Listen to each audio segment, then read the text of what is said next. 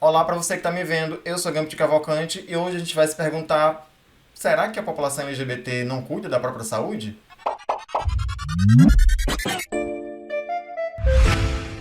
Pois bem, ultimamente tem se falado muito sobre a monkeypox, ou a popularmente conhecida varíola do macaco. Não é para menos, tem tido alguns surtos ao redor do mundo, a doença inclusive já chegou no Brasil, e acabou se constatando que existe uma incidência muito alta entre homens gays, ou HSH, que é como a gente chama homens que fazem sexo com outros homens, mas que não se identificam como gays. Muito mais por conta da maneira como a gente se relaciona sexualmente do que por causa da nossa sexualidade em si. Eu tento já explicar isso para vocês, muito embora eu não queira me aprofundar muito nessa questão da monkeypox. Essa não é a minha seara, não é meu campo de pesquisa, mas se vocês quiserem se informar mais sobre a doença, eu deixei aqui dois links com leituras rapidinhas que traçam aí um panorama do que tem acontecido. Ou vocês podem acompanhar o Twitter do Doutor Maravilha, ele tem falado bastante sobre o assunto. Ou para quem gosta de podcast, eu vou indicar aqui o Viveração, que é o podcast do Guto, um amigo meu, que já tem episódios falando sobre a monkeypox, e eu acho que vocês vão ficar muito mais informados do que qualquer coisa que eu possa dizer aqui. Eu resolvi trazer esse assunto aqui muito por causa de que nos grupos do qual eu participo, sempre que se fala sobre a monkeypox, tem alguém ali reclamando da falta de cuidado que homens gays têm com a própria saúde.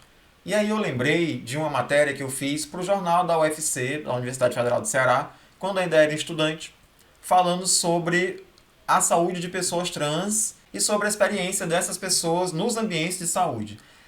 Uma das primeiras coisas que eu constatei foi que quase não existem dados a esse respeito. E essa falta de dados, essa falta de pesquisa, já fala muito sobre a falta de interesse que se tem em procurar saber como é que anda a saúde dessa parte da população. A outra coisa que a matéria acabou constatando foi algo que não, para nós já não era muita surpresa. É que eu encontrei uma pesquisa feita na Universidade de Medicina de São Paulo, em conjunto com a Universidade Federal do Rio Grande do Sul, em que mais de 60 pessoas trans foram entrevistadas e dessas pessoas, quase 80% delas relatou que já teria passado por algum constrangimento ou situação de preconceito, de transfobia em ambientes de saúde. E dessas pessoas que relataram que passaram por constrangimento, mais de 60% delas falaram que só procuram médicos em situações de extrema necessidade, muito na tentativa de evitar essas situações constrangedoras. Dentre as pessoas que eu falei, quase nenhuma delas faziam exames regulares, a não ser por causa do seu tratamento de transição. E pasmem vocês, ainda assim, nesses ambientes onde essas pessoas procuravam os médicos por causa do seu tratamento hormonal, ainda assim elas passavam por situações que eram situações de preconceito, né, de transfobia.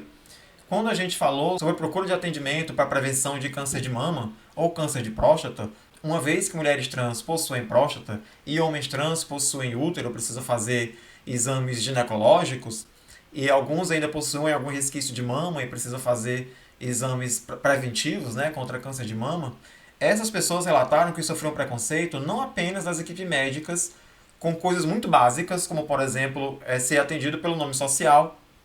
Um deles, inclusive, me relatou que teve um médico uma vez que se recusou a atendê-lo, né? Era um rapaz trans, e teve um médico que se recusou a atendê-lo porque disse que era muito burocrático atender pessoas como ele, sabe?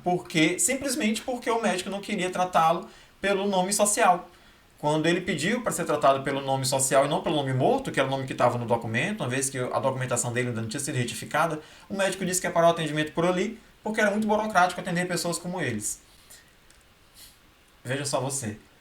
Não obstante esse constrangimento que você passa dentro do ambulatório, ainda existe um certo constrangimento quando você está em ambientes que são predominantemente ocupados por pessoas de único gênero. Um rapaz trans, por exemplo, né, um homem trans, precisa fazer exame ginecológico, mas quando ele está lá na recepção do médico ginecologista, aquele certamente é um ambiente que está todo ocupado por mulheres cis. E as mulheres ficam ali se entreolhando, se cutucando, perguntando o que aquele homem está fazendo ali e por que ele tem que fazer algum tratamento ginecológico. Muito disso por causa do apagamento das pessoas LGBT, do qual eu falei no vídeo sobre o Will do Stranger Things. Caso você não tenha visto esse vídeo, eu vou deixar o cardzinho aqui em cima para você dar uma olhada lá. Porque normalmente na sociedade todas as pessoas são entendidas como heterossexual, cisgênero, a não ser que a gente se apresente dessa maneira. Eu preciso aqui relatar um caso particular, na verdade um caso não, eu tenho dois casos particulares para falar da minha própria experiência. Uma delas é que eu e meu primeiro esposo, que faleceu em decorrência de câncer, a gente foi muitas vezes ao médico por causa que no começo do câncer, né, a gente estava tentando descobrir o que ele tinha e a gente passou ali na mão de uns 4 médicos e todos os 4 médicos pediam uma bateria de exames de sangue e nesse exame de sangue nunca estava incluso o teste para HIV. Mas, no decorrer da conversa, depois que o médico perguntava qual era o nosso grau de parentesco e a gente falava que era um casal, aí o médico franzia um pouco a testa e é melhor a gente pedir o teste de HIV também, não é? Isso aconteceu umas 4 vezes, até que a gente trocou de médico porque a gente descobriu qual era a doença do meu esposo, né? Ele tinha câncer, e a gente passou a se consultar apenas com um único médico, num único lugar. Mas até chegar aí, o primeiro médico pediu uma bateria de exame de sangue que não incluía o teste. Quando a gente falava que era um casal, melhor fazer o teste de HIV. Com o segundo médico foi a mesma coisa, e com o terceiro foi a mesma coisa, e com o quarto foi a mesma coisa.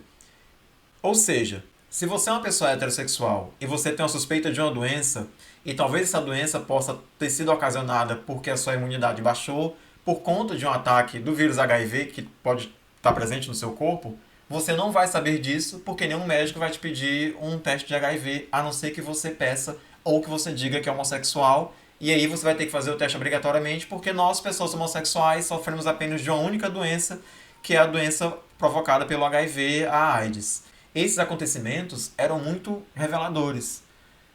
Outra coisa que aconteceu comigo foi que, veja bem, eu sou um homem gay com mais de 40 anos e eu procurei um urologista para fazer um exame de rotina e eu fui absurdamente destratado por esse médico urologista por causa da minha orientação sexual.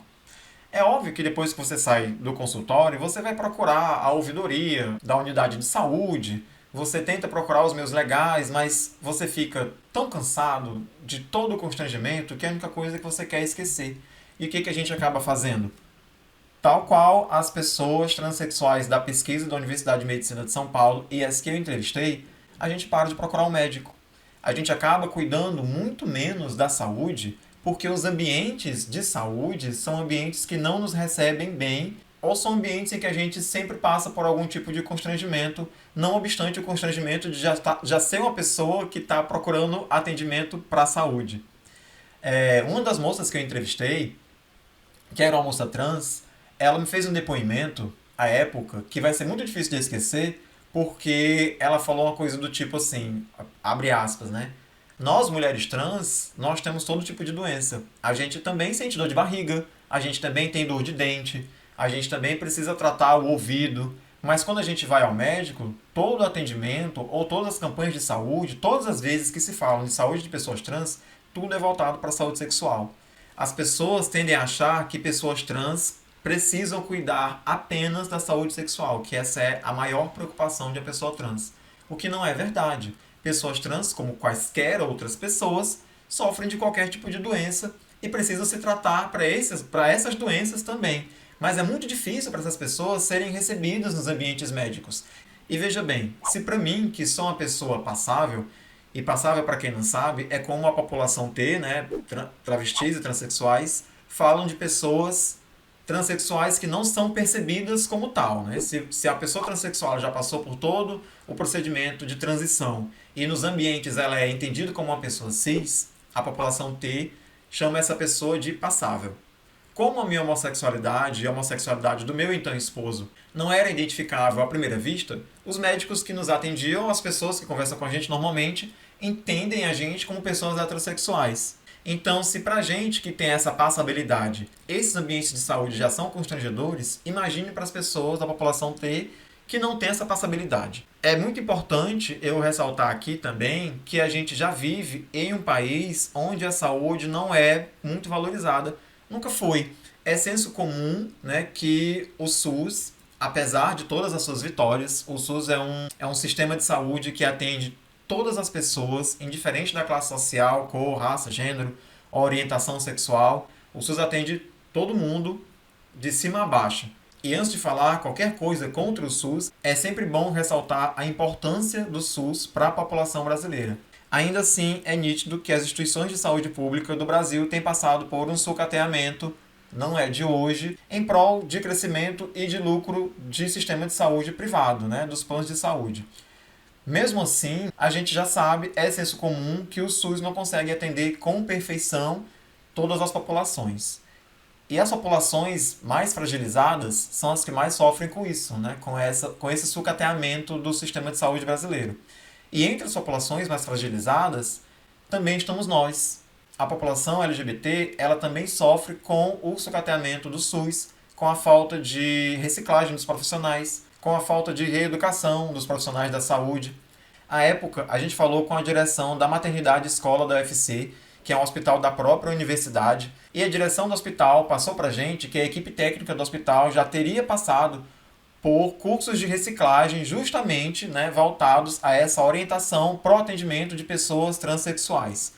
Muito embora haja essa boa vontade da direção da maternidade escola da UFC, que é um ambiente acadêmico, ainda preciso dizer que essa é uma iniciativa pequena, muito embora importante, mas que passa longe da realidade da totalidade do sistema de saúde.